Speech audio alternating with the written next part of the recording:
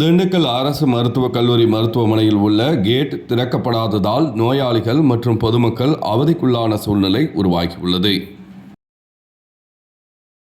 திண்டுக்கல் அரசு மருத்துவக் கல்லூரி மருத்துவமனை செயல்பட்டு வருகிறது. கடந்த 5 ஆண்டுகளுக்கு முன்னர் அரசு மருத்துவமனையில் இருந்து தரம் உயர்த்தப்பட்டு மருத்துவக் கல்லூரி மருத்துவமனையாக செயல்பட்டு வருகின்றது.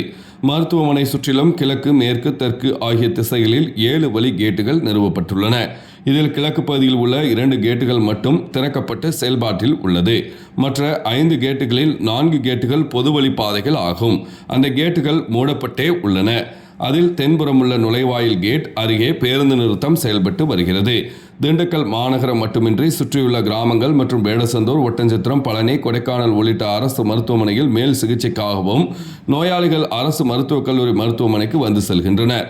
தினந்தோறும் 2000க்கும் மேற்பட்ட நோயாளிகள் உள்நோயாளி பிரிவு மற்றும் வெளிநோயாளி பிரிவு ஆகியவற்றில் சிகிச்சை பெற்று வருகின்றனர். சித்தா பிரிவு, சிடி ஸ்கேன், காயப்பிரிவு, மருத்துவ பிரிவு ஆகியவற்றின் அருகே உள்ள மேற்கு பக்கம் உள்ள நுழைவு கதவும் திறக்கப்படுவதில்லை.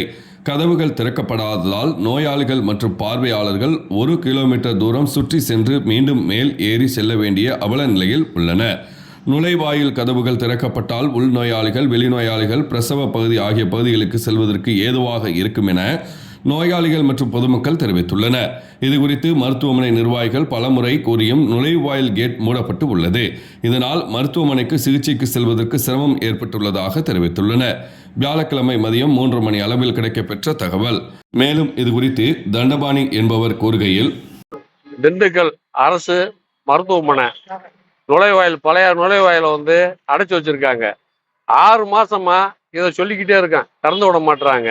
இங்கேதான் பஸ் ஸ்டாப் இருக்கு. பொதுமக்களுக்கு வர்ற போறவங்களுக்கெல்லாம் பஸ் ஸ்டாப் இங்கேதான். வயதானவங்க, முடியாதவங்க, நோய்வாய்ப்பட்டவங்க இறங்கி 1 கிலோமீட்டர் சுத்தி அங்க போறதுக்குள்ள ரொம்ப அவதிப்படுறாங்க. இதை பல தடவை சொல்லிட்டோம், திறந்து விட மாட்டாங்க.